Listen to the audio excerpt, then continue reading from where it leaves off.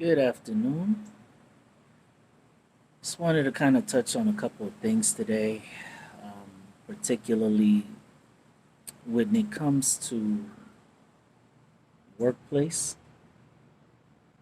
I know that a lot of the times of what's going on in today's day, there's always some questions in regards to, how do you deal with certain situations at work and certain people. It's interesting how we dispense so much energy on people that really should not be given that much attention and energy to, but we somehow find a way to do it, right? So a lot of that has to do with your ego, the logical mind, left hemisphere, right, of the brain, where you're a lot of the times you're meeting that person where they are when you should always be above them, right? And when I say that, I don't mean that in a condescending manner, but rather you being above where you actually deserve to be in the energy, frequency, vibration where you feel most happy. Notice that when you stoop down to people's levels like that, never works out for you. It's always interesting to me when people talk about, oh, this person made me feel this way, this person this, and you don't ever stop and realize how much you have this person in your day to day. Meanwhile, you may be upset over something that occurred a month ago, and you're still bringing them up, which is doing more damage to you.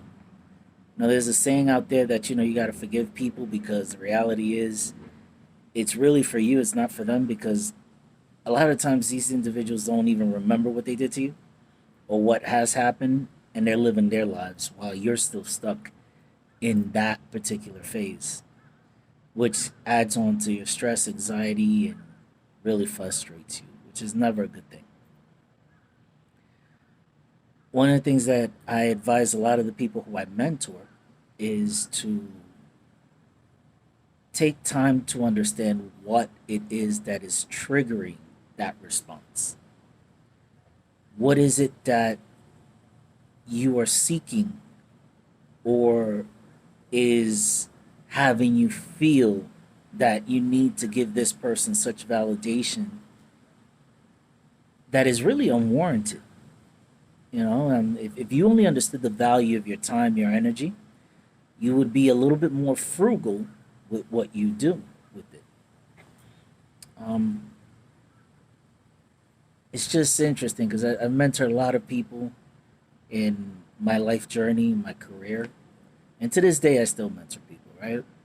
But it's interesting how getting caught up in that situation, which really isn't providing any positive returns to you, is causing a lot of those issues. So, but needless to say, just felt inspired to start having a conversation in regards to dispensing unnecessary energy onto individuals that don't deserve it. Really, the focus here that you should want to always focus your energy on is on what you really want, what you're desiring, because whether you know it or not, you're always manifesting. You're always attracting the things that you may and may not like, but you have to be aware of how it's being done, why it's being done. And that really comes down to understanding how your brain works, how your mind works. Understanding the difference between, your left hemisphere and your right hemisphere, how to properly engage the two to get that of which you are desiring, praying, wanting, needing, asking, affirming. So, I would also say that when it comes to workplace, since that was the beginning of the conversation of this video, I'm always amazed that when I'm mentoring people, I always ask them, what was the purpose of why you chose to be at that place, right? A lot of the times they'll say, well, it was an increase, or, they were looking for stability, or there was something that was satisfying a need at that time. Um, but then when I asked, well, what's keeping you there? And when it comes down to, a lot of them mention, well, got to pay the bills and, the economy and so on and so forth.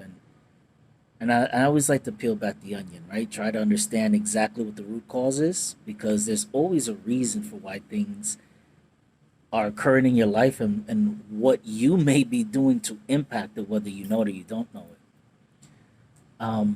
So understanding the why is always important. A lot of the times, if you find yourself in a place that you're not happy in,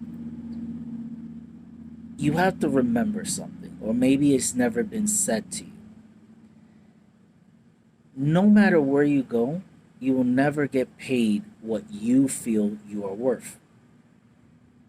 And that's why it's important to have insight, right? Because what you really want to focus on is the service that you're providing. The service. What do I mean by that? Well, what is it that you're offering that company, the client, that is of value to them in exchange for the medium of money? Because that's really what you're exchanging. And if you understand your value and your worth, then you know how to set the price on individuals, companies, and so on and so forth. Understanding that when you are working at a workplace, there, I've heard it be said that you're there for two things, right? You're either there to learn something or to teach something. And that exchange is what provides you the money, salary, commission, what have you, in order for you to take that money and live, your life. It becomes your livelihood. But I'm always amazed how when individuals don't focus their energy on improving their skill sets while they're working at this place, in order to move on either to the next level in that position or somewhere else, or you do it for yourself because you're so good at what you do that you can do it for yourself.